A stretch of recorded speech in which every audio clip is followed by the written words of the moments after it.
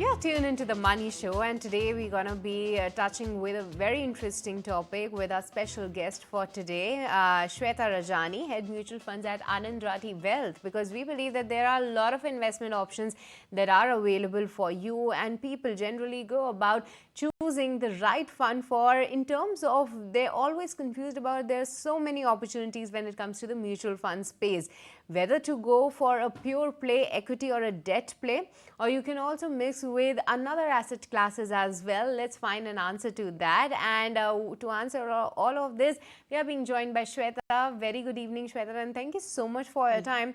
First of all, we're going to be touching about and wanting to know that between the large cap, between the debt and the equity side of the investment, which one to go about and how to go about it. But how does the past data suggest that how can the pure play equity and debt mutual funds can reward the investors in a better fashion in comparison to the hybrid funds that are available?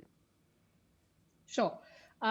Just like you said, let's go with the past track record first. If we go with, how Nifty would have performed over the last few years, and you'd see Nifty delivers an average 12% return. If I look at a 3-year rolling track record of equity funds, you can expect equity funds to give you that 2-3% more. So you'll find equity funds giving you returns in the range of, anywhere between 14 to 16%. Debt, if I look at debt, it's more relevant to see what's the current yield I'm getting if I'm investing in debt. Debt gives generally around the 6.5-7% return. And there's also gold, because when I'm talking about multi-asset allocation funds, they tend to invest in a combination of equity, debt, gold, and very recently they've also started silver. But gold has primarily been the investment vehicle. So a 3-year rolling gold return also shows it's been in the range of 7 to 8%. But this is just the return part of it. In finance and while doing investments, while you're looking at returns, it's equally important that you look at the risk as well. And one measure for risk is standard deviation. So if I look at the standard deviation, right, a debt fund could have a 1% of standard deviation. Equities could see around 11 to 12%. Gold, on the other hand, we've seen standard deviations being in the range of 6 to 7%. So what I'm trying to say is while gold may give you returns which are more debt-like, at a lot of times their volatility in the returns could be more equity-oriented. This is generally been the track record of these three asset classes if you're looking at. So now it becomes important that you first determine what asset allocation is the most relevant for you to achieve your goals. Srishti. Thank you so much for putting all this in perspective and telling our viewers that how can the pure play equity and debt mutual funds can reward the investors in a better fashion. But coming specifically to the equity side, Shweta, how does one should go about it? Because a lot of times people are confused that whether to go for a pure play large cap, small cap, maybe a flexi cap category. So what's your sense that how should they go into investing in the equity side and what should be the strategy there? Sure. I would say, it's a two-step process. In the first step, it's important to determine what should be your market cap allocation, which means how much of the money should go into large caps, which SEBI defines as the top 100 companies, how much in mid cap, which is the next 150 companies, and how much in small cap. Now, what you need to look at is factors like valuations, factors like, what the earnings potential or the return potential is looking like for each of these categories. Like today, if you ask me, I would say 50% of a large cap allocation and maybe a 20-25 mid, 20-25 small is a good allocation to go ahead with your portfolio. So that's the step one decision. The step two decision then becomes which categories of funds you should look at to get, the desired market cap allocation. Let me, again, give you certain data points here. If I see the last 5 years and I look at a pure play large cap fund, which tends to have 90% of its money invested in the top 100 companies, the average alpha it would have delivered to a Nifty 50 benchmark would be around 3%. A flexi cap fund, on the other hand, also tends to have 70 to 75% invested in large cap funds, but the average alpha they would have delivered would be around 4.5-5%. So if you've chosen to have 50% of large cap allocation in your portfolio, you're better off being in a flexi cap category than the large cap category. So, that's how step two is seeing which category has more return potential, or, how it's played out in the past, that can help you determine which category you should be in. Likewise, if you're looking at mid and small, you have an option of going in for a pure play mid or a small cap fund. You have categories like a multi cap fund, also that you can choose, to invest into. So look at each of these and then pick your funds. The similar question goes for the debt investment as well. What should be the strategy, and what things to keep in mind while going for a debt investment? Yes. So, first and foremost, it becomes important here that you understand why do you really need debt in your portfolio. So you could need debt because you have a liquidity requirement over the next few months or maybe 1-2 years.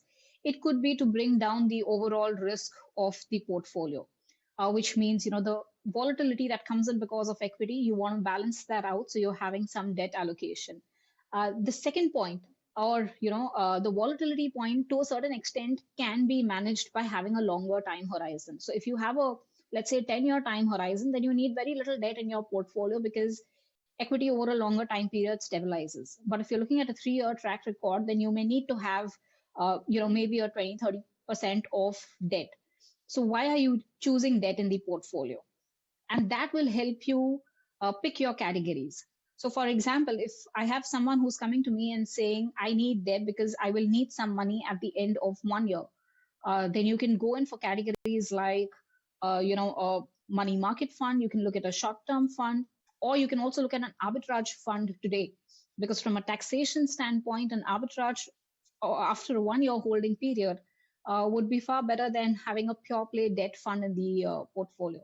Likewise, if you're looking at, let's say you have a certain specific year in your mind that I need money by 27 or 28, then you have target maturity funds that are available, which is, far better in terms of credit quality because you're directly buying a government paper there. It gives you a visibility of return. You're trading at around the 7% of yield. So deciding your tenor, deciding why you want debt will help you pick your categories. I just gave you, 2 examples here. Sure, but lastly, Shweta, I wanted to have your take that why should one avoid the hybrid funds and the multi-asset allocator funds? Why should they not go for it? What are the cons there? Yes. So I'll tell you there are two factors here. One, in a multi-asset fund or a hybrid fund, what we've generally seen is they tend to have equity, which could be anywhere in the range of 40 to 70%, and the rest of it is debt and, like I said, commodities. This asset allocation, what the fund manager is following, looking at the general, his view on the market may not be what you really want. You may have a 10-year horizon and you may want to have an 80% equity in the portfolio. So your asset allocation strategy does not match necessarily with what the fund manager is going to follow for you. Second, again, within equities, like I said, you may want to go in for a 50% large, 50% mid and small, but the fund manager is more following a large cap oriented strategy. So that again, does not match with what an investor should ideally do in a given scenario. So these are two inefficiencies that a multi-asset or a hybrid fund brings in, and which is why we've seen that having a pure play equity debt tends to be better than multi-asset. Yes, I've also heard people coming back to me and saying, but you can get debt at a lower taxation because most of it could be taxed like equity. You're clearly tax should not be your determining factor for taking your investment decision. It should be more as to what strategy leads you to your return. Today, you also have arbitrage options, which are like debt for you to a certain extent and are taxed at 10%. So that can be managed very well. But just getting your asset mix right and your market cap mix right, which is relevant for your portfolio and your strategy, cannot be done in a multi-asset or a hybrid fund. This is where I would suggest, a pure play equity and debt rather than a multi-asset. All right, Shweta, thank you so much for joining us today for today's discussion and helping our viewers understand that how can these pure play equity and debt side of the investments can reward them better in comparison to the hybrid funds. Thank you so much. Really appreciate your time and joining in with us.